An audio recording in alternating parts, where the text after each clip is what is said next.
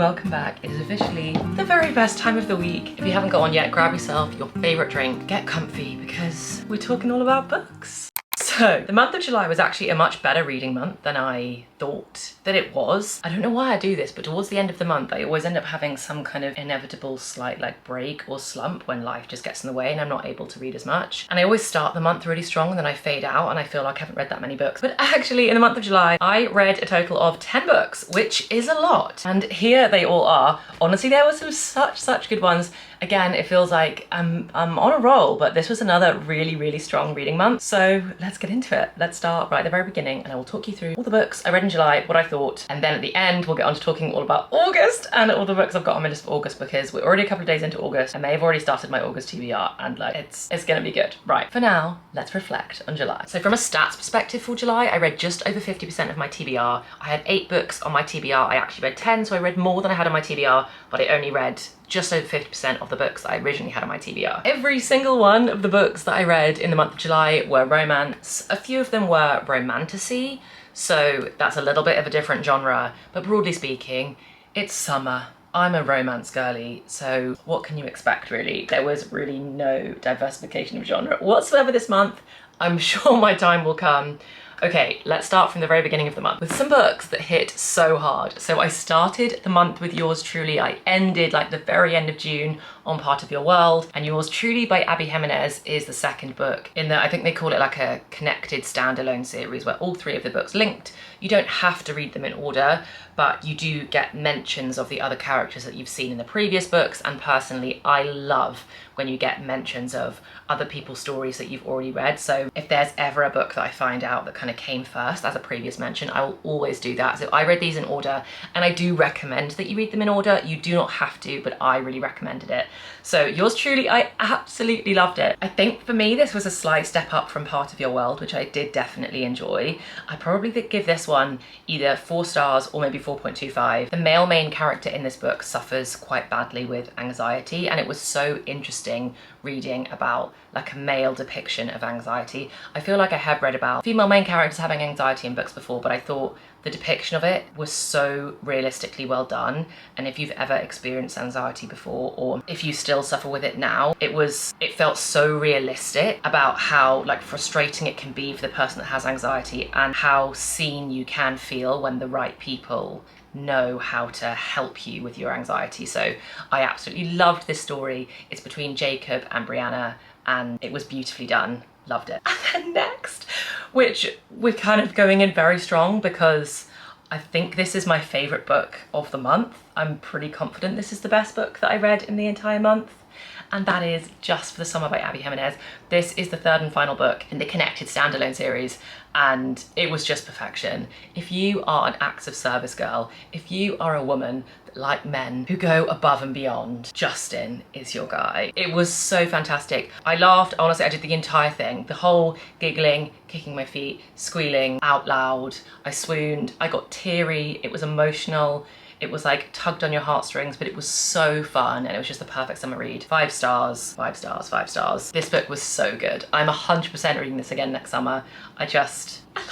I loved it, I loved it. The story is between Justin and Emma, and I think one of the reasons I really have enjoyed Abby Jimenez's books is because I feel like the communication style between the main characters is so mature. Of course they still have conflict. I think the plots have been really good in all of the books, but there hasn't been that really annoying miscommunication trope that sometimes I think gets thrown into romance books, where it's if they just communicated properly, this would not be an issue. I feel like they handle everything, especially in this book. Justin and Emma are dealing with some quite hard-hitting topics, and I'm not sure if there is a trigger warning at the beginning of this. I think there is. Make sure you look up the trigger warnings. There are some quite graphic descriptions of quite disturbing topics. And I just think the way that the two communicate through the things they're struggling with is so mature and well done. And anyway, absolutely loved it. 5-star, favourite book of the month, and definitely one of my favourite books of the entire year so far. Okay, I'm now forgetting the order in which I then read the next few books in, but the next book I'm going to talk about is Beach Read by Emily Henry. I also really enjoyed this book. I've now only got one Emily Henry book left to read, which is You and Me on Vacation. In terms of a rating, I would probably give this book 4.25. It's so hard because I think Emily Henry's writing, I've said this before, I absolutely love her writing, It always feels so well done, so considered. She doesn't use any unnecessary words. I feel like her editor is very good. It feels like it's the exact right length. I love the complexity and the depth to the characters that she includes in her books, but this one felt a little bit forgettable to me. That sounds harsh, but it didn't. I think it was missing something a little bit more punchy, and I really enjoyed while I was reading it. I absolutely wanted to keep picking it up, but I'm not sure how well I'm going to remember the details of it in a few months to come. Like, I already feel like I've forgotten certain parts of it, or forgotten feeling I had during the really swoony moments, but I did genuinely really enjoy it. And I think I talked about it in my How Much I Read on Vacation vlog, and I do remember then when I first finished the book feeling that I did love it, but it just doesn't feel that memorable for me now. So I think maybe 4.25. I think 4.5 is probably too high for a book that I'm not going to remember that much. Okay, next up are two books I'm not including in this list because I didn't finish them, and I don't also consider them DNFs because I picked up Carrie Soto Is Back and I picked up Good Girl's Guide to Murder and put them both back down again. I was on holiday when I picked both of those up. I was in the sunshine, and what can I say? I was just on my romance hype. I loved the start of A Good Girl's Guide to Murder. I know I'm going to really enjoy that book. I almost have no doubts in my mind. So I'm definitely going to pick that up again in the autumn, and very excited to get to that one. Carrie Soto Is Back, I did pick up a couple of times, and it wasn't like gripping me right at the beginning. So I don't know when I'm going to read that because I feel like that is a summery book, and it feels such a shame to like leave it all the way to next summer. So I will try it again. If you've read it, can you let me know what you thought? I can't tell whether that's going to become like an actual DNF. I don't think it will. I feel like Taylor Jenkins Reid is too good for me to actually DNF one of her books. But if you've read it, can you let me know in the comments what you thought? Because I feel like maybe I need some encouragement to like stick through the beginning of it potentially. I don't know. Something about it was just very tennis. So those are two books that I picked up and put down. And then once I wasn't really feeling the vibe of being into those books, I then was like desperate to rush back into a book that I loved. And whilst I was lying in the sunshine by the pool, all I could think about was my found family in Chestnut Springs, and I missed them so much. And I thought, you know what, I have by my own rules. I'm a grown woman, and if I want to go back and read it again, I can. I dictate what I read when I read it. And so I reread Heartless. Cade, Willa, and Luke, they just have my heart. I love it so much. 5 stars. I wasn't exaggerating the first time I read and reviewed this book. I love it so much. Let me know if you read it and if you love it as much as I do. I'm sure to so many people they might read this and go like, sure, it's a spicy cowboy romance. There's not that much depth to it. There's something about the found family, and again, it's like the maturity of the communication in a romance book. I love it when there is no conflict due to immature irritation. Anyway, I loved it. 5 stars, 100%. Can confidently back my review. I then tried some new cowboy romances because after Heartless, I was like, I'm not ready to end this. And based on your recommendations, I picked up Alive and Wells by Bailey Hannah and Seeing Red by Bailey Hannah. I read them one after the other, which is a testament to how good this was that I immediately picked up Seeing Red. This was so fantastic. This is another book where you should read the trigger warnings before you dive into it. But we have more sexy cowboys in a small town. This one felt like a more realistic depiction of what it's actually like to be a cowboy, or like actually working on a ranch. There was a lot more immersion into like working the cattle and how a ranch properly like operates, as opposed to Heartless and the Chestnut Springs series. It feels more like small town romance than cowboy romance specifically. This felt like properly like rugged cowboy. Anyway, I thoroughly enjoyed this. I literally ate this up and then dove straight onto Seeing Red. Alive and Wells I'd probably give 4.5, and then Seeing Red was similar vein. It's the same thing, standalone connected series. You don't have to read the two back to back, but it's nice if you do. They're all kind of in the same small town. You get to see the characters that you read about in Alive and Wells when you read Seeing Red. I'd probably give Seeing Red like 4 or 4.25. I didn't enjoy it as much as I enjoyed in Alive and Wells, but definitely if you're on your cowboy romance hype, definitely give these Bailey Hannah books a try. Thoroughly enjoyed them. And then, because you just can't stop me, I read Done and Dusted because I just couldn't let go of my cowboys, which is, oh my gosh, that would have then have been 1, 2, 3, 4 cowboy romance books in a month. Goodness me, Ellen. Anyway, so I then read Done and Dusted. This one was cute. This one did feel a little bit more like I was kind of just racing to get through it. It felt like it really wasn't very well written. It almost feels like if somebody just handed somebody a list of what to put in a cowboy romance book to make it good, and they just then strung all those things together in almost like a bullet point format. Like it felt like we were just ticking things off a list, and it didn't feel like a properly cohesive story. So this one was a little bit of a miss for me, but it's weird because I did still enjoy it and I can actually remember what happened in it, so some parts of it clearly did stick with me. Maybe 3.5 I'd probably give this, which is actually a decent rating, but the writing was not very sophisticated, but somehow I did still enjoy it. So do with that what you will. If you're like me and you're just desperate for another cowboy romance to fill up your cup, then it might be worth a speedy read. Okay, I need some tea before we get on to the next few. Okay, because then we did it. We finally did it. Then I read Powerful and Powerless, or should I say, I then read Powerless and Powerful. I did the tandem read. I have so many thoughts. Now is the time for me to learn how to organize those thoughts. Okay, so first of all, I did the tandem read. I'm glad I did the tandem read. I didn't follow it very religiously, and that didn't really matter. In the middle of the book, it's not like there's that much of a natural flow between the two, I have to be honest. Two things I would recommend, and I am glad I did. One, reading the prologue of Powerful before you read Powerless. I might just recommend you do that anyway. For me, at the beginning, you don't even have to read the prologue actually. If you literally wanted to skip the prologue, but you just wanted one little thing to help you get into Powerless, at the beginning of Powerful, there is this, which I suppose is not a map, it's a list. And it's a list of all of the different powers of the elites, which is basically the name for like the magical beings in this world. And it's a list of all of the different abilities, how they're categorized, and what each one does. And I just found that so and also how popular each of them all are. So it gives you a list of like how many people have those skills in where they are. So you know that like what's a really rare skill, what's a really common skill, etc. And I just found that so helpful before then reading Powerless, where they kind of half mention those things, but you kind of have to pick it up as you go along.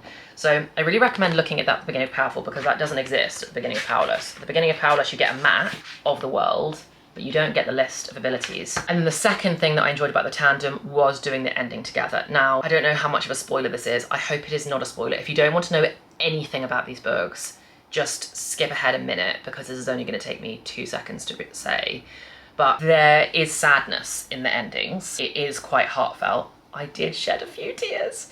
And I think knowing some elements of the sad ending, I would have not wanted to pick up Powerful probably, or not bothered to do it, because I don't like reading sad endings and I don't really want to read a sad ending twice. I liked being able to experience those two things across both books together, basically. Okay, so just summarising my thoughts on the tandem quickly. I'm glad I did it. I didn't follow it that religiously in the middle section. I do recommend it, but I don't think it's entirely necessary. Like if you just want to read the first book and the second book, go for it. It wasn't the same as the Empire of Storms, Tower of Dawn, Throne of Glass tandem read that you do in that section, which I just had an absolute blast, because it really did feel like one giant world and one thing kind of led into the other thing, and I just thought it was brilliant.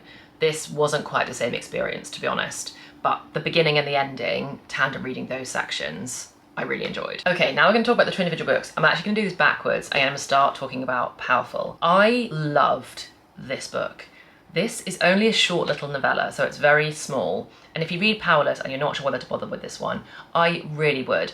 I actually preferred the writing in Powerful than I did to Powerless. I loved the romance in this. This definitely felt like more of a romance book than anything else. It is very short, it is very snappy, but I thought the romance was beautifully written. I loved the relationship between the two of them. It would like fully tugged on your heartstrings, and the emotional connection between them was just absolutely lovely. It was Grumpy Sunshine in the most perfect way. I think Grumpy Sunshine was executed just so well, and I felt like that was the only real trope that they put in there, and I just think that made it really special. So thoroughly enjoyed Powerful, and I'd probably give it 4.5, maybe even 4.75 as a standalone book. I thought it was really lovely. Okay, let's talk about Powerless. I have mixed feelings. So really enjoyed the beginning, also enjoyed the ending. My main complaint about this book is, where is the editor at? We're missing one. We're missing an editor for so many reasons. One, the volume of typos in this book. Are we sure? I feel like they could have just asked almost anyone to just proofread it, and you would have been able to say, there's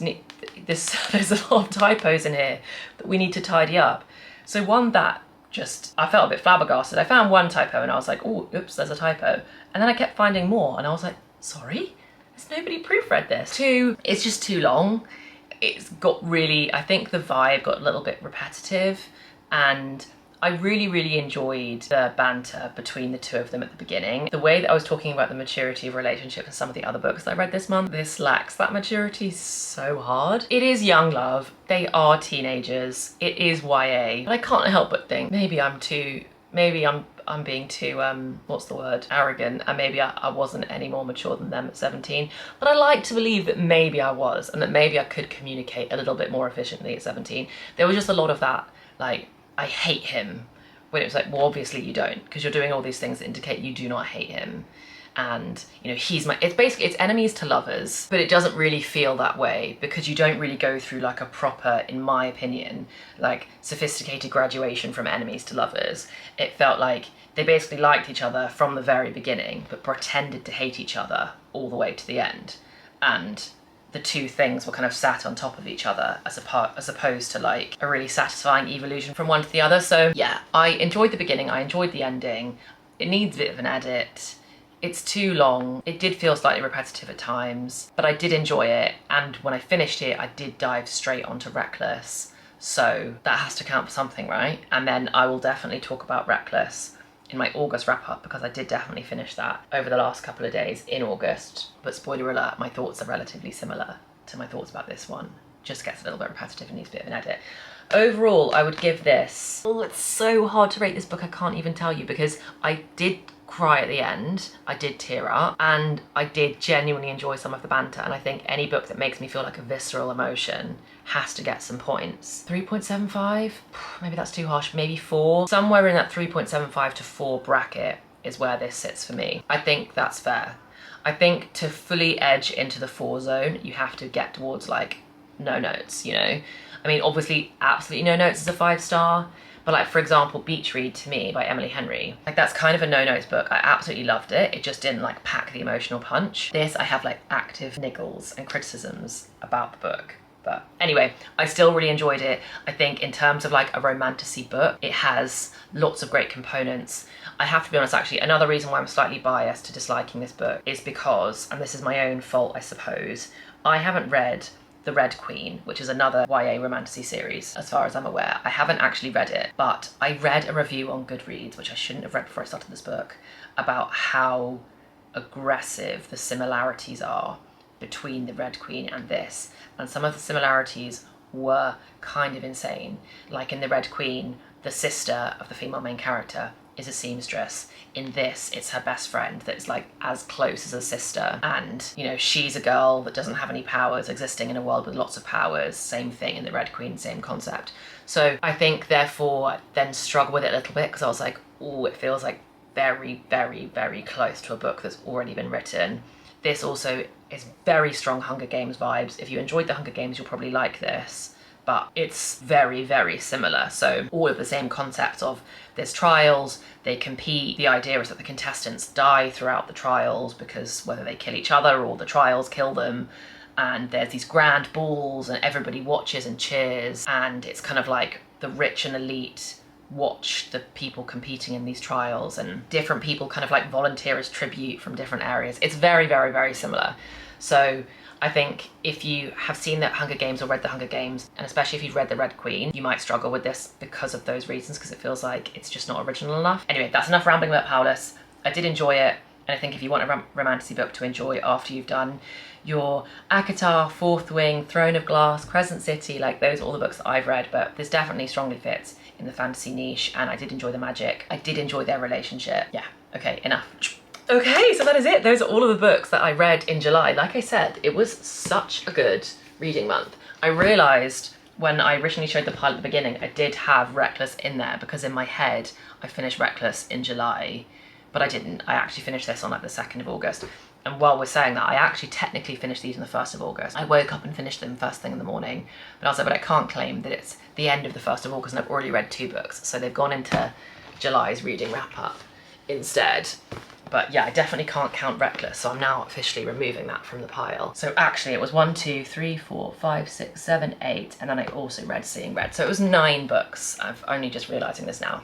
And it was such a good month. So now that we've wrapped up July, let's talk a little bit about August because I'm hyped. I'm so freaking hyped for August reading month. I can't even tell you. Okay, first things first, let's get the books off the shelf. Okay, I feel like my list of books for August is extremely long. So we're gonna have to do some fun videos over the next month, picking books from the long TBR list for what we're actually gonna read in August, because we're not gonna be able to get through the ridiculous volume of books that we somehow need to read before the end of summer.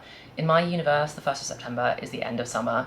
That's probably not actually very accurate, but my birthday is the 5th, and to me, it's an autumnal birthday, so it's a lot of summer reads I want to get to. Okay, let's start from the beginning. Okay, first of all, to set the tone for August, the Olympics are on. They're absolutely fantastic, and I'm entering my sports romance era. I think, if I'm not mistaken, that I have not read a single sports romance book ever. And I don't know why that is, and oh my gosh, was I missing so much from my life. I'm starting with the Off-Campus series by Elle Kennedy. Thank you so much to those of you that told me to start with this, because full disclosure, for me, it is the 6th of August. I already read Reckless, I've already read The Deal, and I'm already over 50% of my way through The Mistake. Guys, The Deal was so good. I mean, I don't know, the Cowboys are gone. The Cowboys have left the chat and the ice hockey players have entered it. Wow, oh wow. I didn't give The Deal 5 stars, and I'm now wondering why. I think I've already put my review on Goodreads, and I think I said 4.75, 4.5. But anyway, this is not a review. We're not reviewing August reads yet. We're gonna do that at the end of the month. So I'll tell you at the end of the month whether actually this gets bumped to a 5 star. But so good. So I'm already cheating with August, knowing that I love these books. There is no way I'm not going to absolutely race through the rest of this series. And it's probably highly likely that once I've raced through all of these, I'm then going to want to start on the books that I bought first, Graham Effect and The Dixon Rule.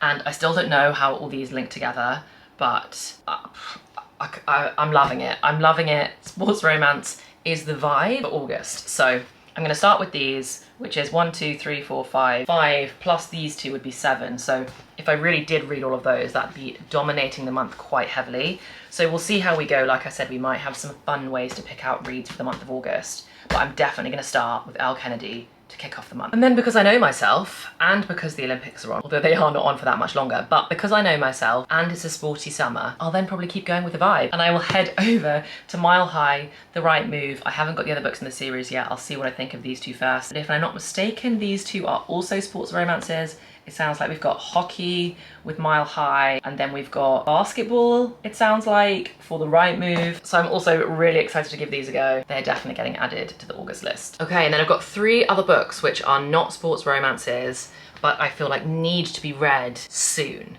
Because if they don't get read soon, they're gonna get pushed until next year when the sun comes out again. So the first one is revisiting Carrie Soto is Back. This is sports, so it should be high on the criteria. It's not sports romance, but it is sports. Like I said, I need some from you guys. Tell me if you've read it, tell me if you've liked it, tell me to pick it up and that I'll love it. Something about it's not helping me jump into it, but I feel like it's a summer book. Look, that cover. It's a summer book. It needs to be read in the sunshine. So the first one is Carrie Soto is Back. The second is Christina Lauren, The Paradise Problem. This was on my July TBR. I didn't get to it for no honestly real reason. I do genuinely really want to read this book, so maybe I'll get to it in this month. Again, look at that cover. That can't be read in the autumn. That can't be read while I'm sipping pumpkin drinks and eating cinnamon apple everything and in jumpers, and like, I can't. It's just, that's not the vibe. So this needs to be read within the next few weeks. And then the final one, which is exactly the same criteria, is You and Me on Vacation. I would so love to round out my Emily Henry universe with You and Me on Vacation. I am actually going on one more holiday this year. I'm going away for my birthday, so I'm actually going to be away over the 1st of September, which means that summer does extend actually until like the 7th of September, I think we get back, something like that. So I do have an extra week of summer in my world, but I would love to read You and Me on Vacation when I'm actually on vacation. So we'll see if we manage to get to that, because I just always know I'm going to love an Emily Henry book. Like, it's all, I can't foresee an Emily Henry book in my world ever being less than 4 stars. And to me, a 4-star book is a book that I definitely recommend. I definitely think you should make the time to read. And our time is precious, so I don't want to be recommending books to you guys that are going to be a waste of your time, but I don't think Emily Henry books are ever a waste of your time. So I don't know how many books that is on our hypothetical TBR, and to be honest, there are more. I was very tempted to pull out Not in Love, Better Than the Movies. I feel like Better Than the Movies is a snuggly, cozy autumn read, so I'm happy to leave that one. But Not in Love, I'm quite tempted to read in the summer. as well. And then the other two big books that I haven't really put anywhere yet is Love Redesigned and Love Unwritten. Let me know if you've read these. If you have read these, can they be autumn reads? Do these need to be in the summer? As you can tell, we read with the mood. The mood has to be right, and we can't be reading summer books in the winter, so we've got a lot to get through. So with the list that we've currently got, that I feel very passionate about getting through the entire lot, she says, we have a ridiculously whopping 1, 2, 3, 4, 5, 6, 7, 8, 9, 10, 11, 12. Really, this feels like it's way more books than 12 books. So many so that I'm literally dropping them all. Is that correct? 1, 2, 3, 4, 5, 6, 7, 8, 12 books. You know what's crazy is that that's not even necessarily impossible. We could do it. I read 13 books in the month of May, but I did have no social plans in May. I just cancelled my entire life and read books. And I don't want to do that this month because within the next 30 days, I turn 30. So we've got plans. We've got plans, guys. We've got big things to be doing this month. Anyway, I'm so excited about August. Like I said, even to stop reading The Mistake to film this video was hard. I'm not joking. I am so sucked in to that universe. I started it about just over 24 hours ago and I've already read a book and a half and I'm loving it. But as I always say, the only thing that comes close to competing with the fun of reading a book is getting to talk about them. I'm so happy with July's reads. I'm so excited about August. Thank you so much to all of you who have set me on my sports romance era. I hope you guys are also all having the best time watching the Olympics. They're so much fun and cheering for your home countries. Let me know what you think about any of the books that I've mentioned in today's video. Let me know what you're planning to read for August. And I have been collecting lists of the books that you guys have been recommending to me, especially the ones that are outside the romance genre, and all of the books that you guys have been saying that I should read that are in like the thriller, horror, kind of spookier vibes. October is your month. I can promise you that. October is the month, the spooky horror vibes, and I'm so excited. So I've been collecting my list of your recommendations. Thank you so much for sending them through. I hope you all have the loveliest week. I hope you get some fantastic reading in, and I truly cannot wait to see you in the next one. Bye guys.